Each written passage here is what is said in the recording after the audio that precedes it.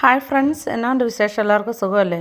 അപ്പം ഞാൻ തായ്ലൻഡിൻ്റെ second part കാണിക്കാൻ ഓർത്തു. പട്ടായയിലേക്കുള്ള യാത്രയും ആ യാത്രയുടെ വഴികളിൽ ഞങ്ങൾ കണ്ട കാഴ്ചകളും അവിടെ ചെന്നിട്ടുള്ള കാഴ്ചകളുടെ കുറേയൊക്കെ കാണിക്കാവേ ഈ വീഡിയോയിലെ. ബാങ്കോക്കിൽ നിന്ന് നമ്മൾ ബസ്സിനാണ് പട്ടായയിലേക്ക് പോയത്. അപ്പോൾ ഏകദേശം ഒരു 2 മണിക്കൂറോളം യാത്രയുണ്ട്. അപ്പോൾ അതിൻ്റെ ഇടയ്ക്ക് നമുക്ക് കാണാൻ വേണ്ടിയുള്ള ഒരു കാഴ്ചയാണ് ടൈഗർ ടോപ്പിയ എന്ന് പറയുന്നത്. ഇവിടെ നമുക്ക് ലയണിൻ്റെയും ടൈഗറിൻ്റെയും കൂടെ നിന്ന് ഫോട്ടോ എടുക്കാം. ഇങ്ങനെ ടൈഗറിൻ്റെ കൂടെ നിന്ന് ഫോട്ടോ എടുക്കുന്നതിന് 400 ബാത്ത് നമ്മൾ കൊടുക്കണം. എന്നിട്ട് നമ്മുടെ ഫോണിൽ അവർ ഫോട്ടോ എടുത്തു തരും.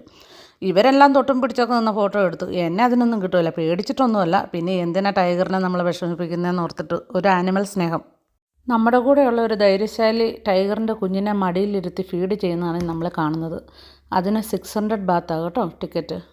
പിന്നെ അതിനുശേഷം അവിടെ എല്ലാം ഇച്ചിരി കൂടെ കറങ്ങി നടന്ന് കണ്ട് അവിടെ വേറെ പല ആനിമൽസൊക്കെ ഉണ്ടായിരുന്നു. അതിനെല്ലാം കണ്ടതിന് ശേഷം അവരുടെ വണ്ടിക്ക് അവർ നമ്മളെ നമ്മുടെ ബസ് കിടക്കുന്നിടത്ത് കൊണ്ടുവിട്ടു.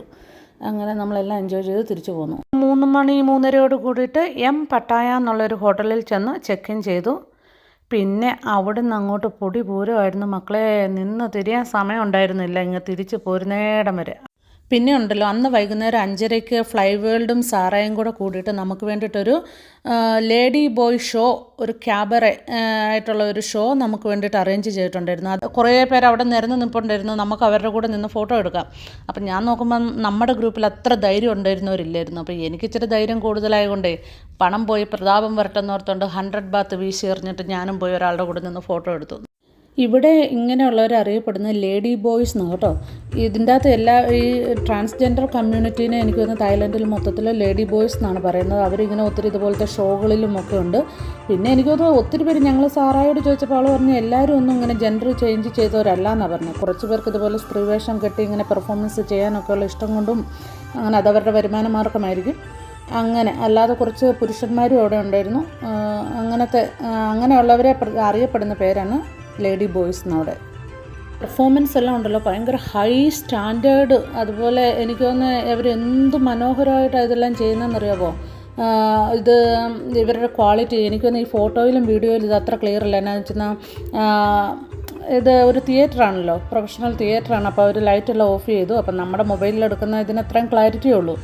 നമ്മളിത് നേരിട്ട് കാണുമ്പോൾ അവരുടെ ആ കോസ്റ്റ്യൂംസ്, അവരുടെ പിന്നെ അതുപോലെ എന്നാ അവർ അണിഞ്ഞേക്കുന്ന ഓർണമെൻറ്റ്സിൻ്റെ ഒക്കെ ആ ക്വാളിറ്റിയും അതൊക്കെ നേരിട്ട് കാണുമ്പോഴേ നമുക്ക് മനസ്സിലാവുള്ളൂ. അതുപോലെ ഓരോ ഡാൻസ് കഴിയുമ്പോഴും ഉണ്ടല്ലോ അതിൻ്റെ ബാക്ക്ഗ്രൗണ്ട്, അത് ചുമ്മാ ഇങ്ങനത്തെ നമ്മുടെ പോലത്തെ LED സ്ക്രീനല്ല, അത് മൊത്തം അതിൻ്റെ ബാക്ക്ഗ്രൗണ്ട് തന്നെ ഇങ്ങനെ ഒരു സെറ്റിംഗ് ആയിട്ട് ഇങ്ങോട്ട് വരുവാണ്. നമ്മുടെ എങ്ങനെയാണെന്ന് അറിയത്തില്ല, നമ്മളൊക്കെ അത്ഭുതപ്പെട്ടു പോയി. ഓരോ ഡാൻസ് കഴിയുമ്പോഴും എത്ര ഫാസ്റ്റായിട്ട് അതെല്ലാം മാറുന്നതെന്നറിയാമോ. അങ്ങനെ ഹൈ സ്റ്റാൻഡേർഡ് ടെക്നോളജിയും ഒക്കെ ഉപയോഗിച്ചിട്ടാണ് ഇതുള്ളത്. നല്ലൊരു ഷോ ആയിരുന്നു. പിന്നെ ആദ്യത്തെ 15 മിനിറ്റ് മാത്രമേ നമുക്കിത് റെക്കോർഡ് ചെയ്യാൻ അലൗഡ് ഉള്ളൂ. എന്നാന്ന് വെച്ചാൽ എനിക്ക് തോന്നുന്നു ഇതുപോലത്തെ ഒത്തിരി ഷോ കാണുമേ. അപ്പം അവരുടെ സ്റ്റാൻഡേർഡും ഇതൊക്കെ കീപ്പ് ചെയ്യണമല്ലോ, അതുകൊണ്ടായിരിക്കും. അങ്ങനെ ഒത്തിരി വൾഗറായിട്ടുള്ള പരിപാടിയൊന്നും അല്ലായിരുന്നു. അതുകൊണ്ട് തന്നെ നമുക്ക് ഫാമിലി ആയിട്ടും പോയിട്ട് എൻജോയ് ചെയ്യാൻ വേണ്ടി പറ്റുമായിരുന്നു കേട്ടോ. നല്ലൊരു പ്രോഗ്രാമായിരുന്നു. പറ്റുന്നവരൊക്കെ ഇനി ചെല്ലുമ്പം ഈ ലേഡി ബോയ് ഷോയ്ക്ക് പോവുക. അപ്പോൾ ഇന്നത്തെ ഒറ്റ ദിവസത്തെ കാര്യം പറഞ്ഞത് തന്നെ നോക്കിയേ, നമ്മുടെ ഒരു വീഡിയോ വൈൻഡപ്പ് ചെയ്യാനുള്ള സമയമായി ഏകദേശം. ഇനി ഒത്തിരി കാര്യങ്ങൾ ഈ പട്ടായനെ പറ്റി പറയാനുണ്ട് കേട്ടോ. അതെല്ലാം കൂടെ ഞാൻ അടുത്തൊരു ദിവസം നിങ്ങളോട് പറയാം. എല്ലാം കൂടെ ആകുമ്പോൾ നിങ്ങളും മടുക്കുമല്ലേ. ഒരു കാര്യവും കൂടെ ഞാൻ പറയാൻ വിട്ടുപോയി കേട്ടോ. തായ്ലൻഡിൽ ചെല്ലുന്നവരെല്ലാം മസ്റ്റായിട്ട് കഴിക്കേണ്ട ഒരു സാധനമുണ്ട്. അതിൻ്റെ പേരാണ് മാംഗോ സ്റ്റിക്കി റൈസ്.